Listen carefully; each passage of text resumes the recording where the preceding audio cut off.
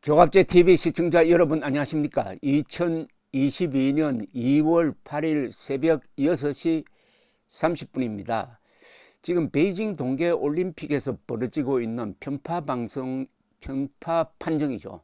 편파 판정이 국내 대선에도 큰 영향을 미칠 가능성이 있습니다. 반중 감정이 거의 폭발 직전입니다. 특히 쇼트트랙에서 중국 선수의 변칙을 또는 일종의 이게 뭐라고 합니까? 불법행위죠, 사실은.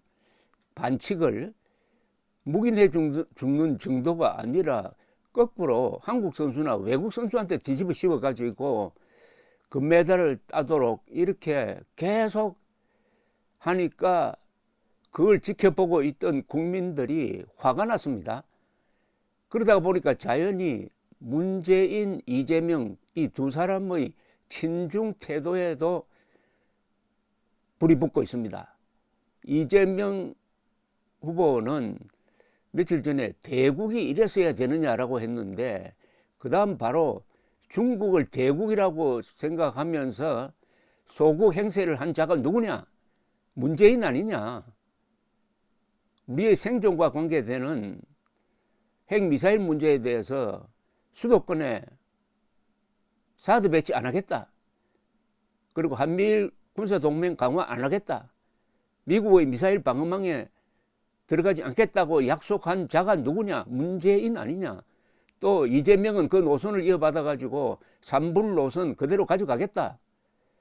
또 윤석열 후보가 우리가 살기 위해서는 사드를 추가 배치해야 한다고 하니까 그러면은 중국을 자극하는 것 아니냐라고 했던 이 문재명 세력에게 이 반중 감정의 불씨가 번질 가능성이 농후합니다. 이번 대선판이 반중 감정에 의해서 베이징 올림픽이 불붙인 반중 감정에 의해서 결정되지 않을까 하는 생각까지 듭니다. 해도 너무하다 이거죠. 더구나 이게 얼음판을 어떻게 만들었는지 이른바 빙질이 엉망이라고 가지고 계속 넘어지고 재경기하고 하는 이런 모습이 벌어지고 있습니다. 오늘 새벽에 조선닷컴의 기사 제목만 읽어봐도 이렇습니다. 남 쇼트 편파 판정 한국선수단 국제스포츠중재재판소에 제소. 이래도 중국은 금메달, 중국이 금은 쓸어갔다. 깜빡이 켜야 하나 눈 뜨고 코 베이징. 중국 동계체전이냐. 텃세 판정으로 딴 그들의 금메달. 돌아갈 방법 없는지 황대현 실격 후 마이클 조던 명언 올렸다. 바람도 안 스쳤는데 실격. 해설위원도 네티즌도 쇼트 판정에 분노. 한국 선수 넘어지자 왕멍 잘됐다. 해설 도중 박수치며 막말. 김용민 쇼트 실격 후 국힘 집권 땐 매일 중올림픽 보는 심정일 것. 적반하장입니다. 자, 이 기사가 도대체 몇 개입니까? 더구나 이거는 시청률이 높은 밤에 국민들이 보다가 화가 나가지고 중계하는 사람도 같이 화를 내고 국민들도 같이 화를 내고 하는 이런 지금 메커니즘이 작동하고 있습니다. 이번 대통령 선거는 친중 세력과 친미 세력의 대결입니다. 친중 세력과 한미일 동맹의 대립입니다.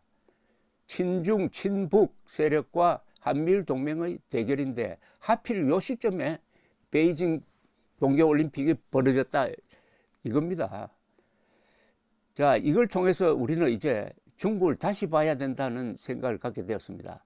이번 이 경기 진행 방식을 보면은 첫째, 중국이 덩치는 커졌는지 모르지만은 이 질적인 면에서는 아직도 많이 멀었다는 걸 느낍니다. 고의로 한 것은 아니라고 저는 보고 싶습니다만은 그 쇼트 트랙의 빙지를 그런 식으로 엉망으로 관리하면은 어떻게 되는 겁니까 도대체? 그러니까 디테일에 들어가면은 중국은 멀었다. 중국 고급 기술에서 우리보다 한참 아직도 뒤지고 있지 않습니까? 물론 군사 기술에서는 앞서고 있지만, 그 다음에 중국은 스포츠 정신이 없다. 이 스포츠 정신이 바로 법치의 근간입니다. 우리가 학교 때 왜 스포츠를 가르칩니까? 교양교육의 그 품목이 있습니다. 역사, 문명의 발자취. 그 다음에 또 뭘 가르칩니까? 인문 3과목 있지 않습니까? 문사철, 문학. 문학은 인간의 본질을 보게 합니다. 철학은 사물의 핵심을 보게 합니다. 그 다음에 두 개가 더 추가가 됩니다. 하나는 예술, 그 다음에 스포츠입니다. 스포츠는 왜 가르치나? 당당하게 이기는 걸 가르치는 게 아닙니다. 당당하게 지도록 가르칩니다. 그런데 이거는 베이징 올림픽에서 전개되고 있는 상황은 이건 진 사람이 흔쾌하게 1등을 축하하고 할 마음이 생기지 않는 거 아닙니까? 이런 식으로 불평등하게 하면은 이건 뭐냐? 중국이라는 문화가 가지고 있는 결정적인 결점입니다. 즉 자유민주주의와 시장경제와 법치주의가 정착되기 어려운 나라다. 이렇게 된 거죠. 그래서 이게 중국과 친하게 지내려고 하는 문재명 세력은 바로 이런 정글의 논리에 익숙한 자들과 한편이 되려고 하는구나. 그 다음 또 중요한 중국을 비판하더라도 그럼 중국이 항상 이랬느냐? 그건 또 아닙니다. 중국이 항상 이랬느냐? 바로 중국이 공산화되었기 때문에 이런 겁니다.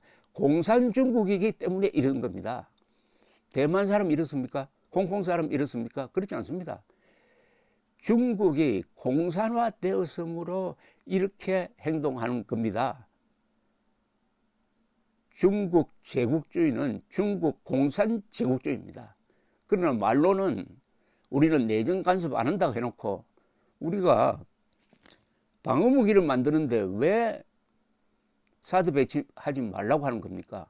그때부터 이 문재명 세력이 중국과 손을 잡고 대한민국 국민을 핍박한 거 아닙니까?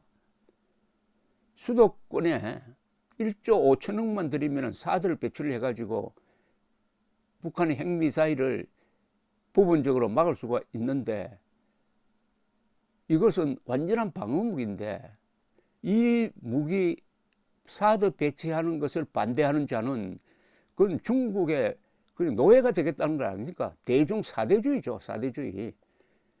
북한, 중국에 굽신거리면서 일본, 미국에 대해서는 그렇게 섭섭한 이야기, 야비한 이야기, 무슨 점령군 이야기 이런 이야기를 하는 세력이 바로 누굽니까?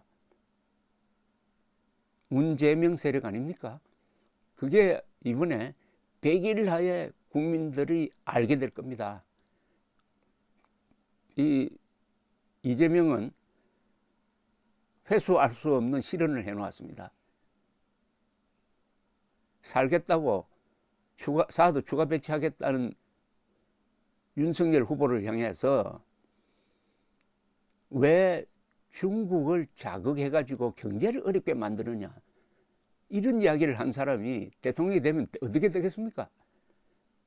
대한민국이 중국 비슷한 나라로 되겠다는 것 아닙니까? 그 말이. 중국은 위대한 문명국가입니다. 한자, 불교, 중국을 통해서 주작, 중국을 통해서 들어온 건 맞아요. 그러나 그 중국과 지금의 시진핑이 다스리는 중국은 다릅니다. 등소평의 중국과도 지금 시진핑의 중국은 다릅니다. 등소평, 그 다음에 후진타오 이런 사람은 그래도 개혁개방 노선을 펼쳐가면서 세계와 같이 지내려고 했습니다. 그러나 시진핑이가 들어오면서 옛날의 모택동으로 다시 돌아가고 있습니다.